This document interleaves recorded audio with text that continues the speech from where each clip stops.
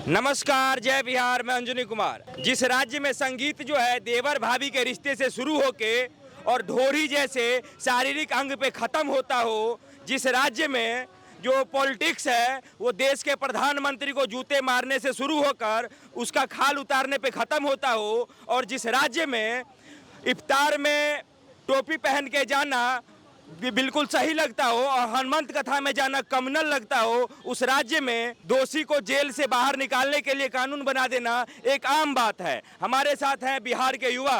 क्या कहते हैं सर, बिहार राज्य में जो आनंद मोहन सिंह है उनको जेल से बाहर निकाल दिया गया और अब सुप्रीम कोर्ट कह रही है कि भाई हम तो सब कागज पत्तर चेक करेंगे, कैसे निकाले हो उसको?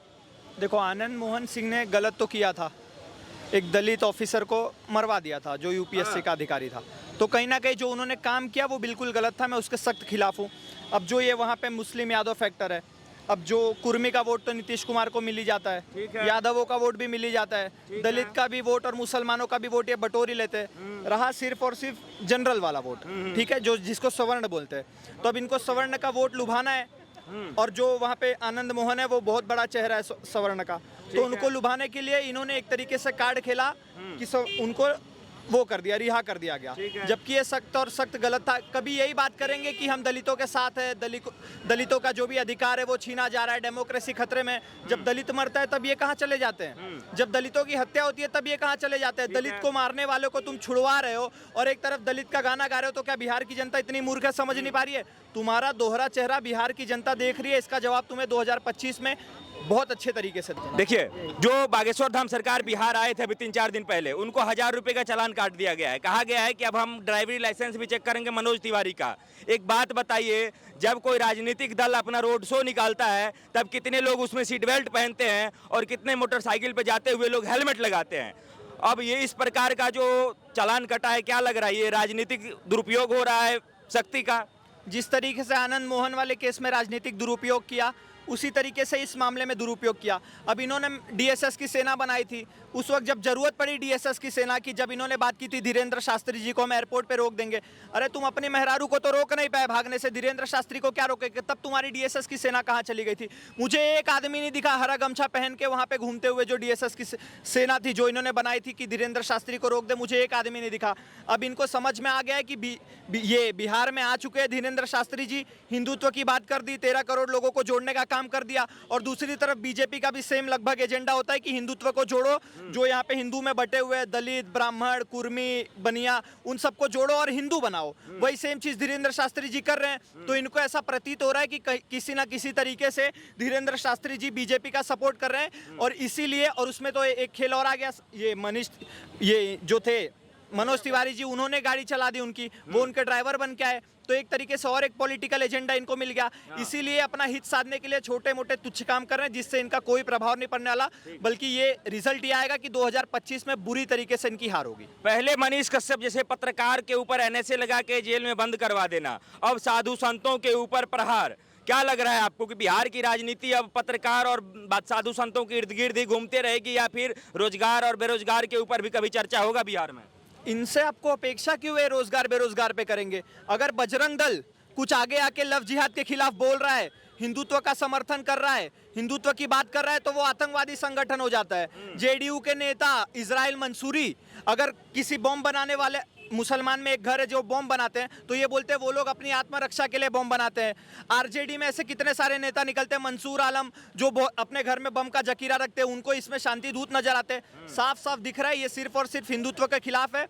इनको ये नहीं समझ में आया, नरेंद्र मोदी का विरोध करते करते, बीजेपी का विरोध करते करते कब ये भारत का विरोध करने लग गए, कब ये हिंदुओं का विरोध करने लग गए। और आज तुष्टीकरण की नीति इतनी ज़्यादा इनकी बिगड़ चुकी है कि ये इफ्तार पार्टी करेंगे, हरा गमछा पहनेंगे, चादर चढ़ाएंगे, लेकिन अगर वही कोई भगवा तिलक लगाए तो उसको आतंकवादी बोलेंगे, कोई भगवा गमछा पहने तो उसको आतंकवादी बोलेंगे। दे देते हैं।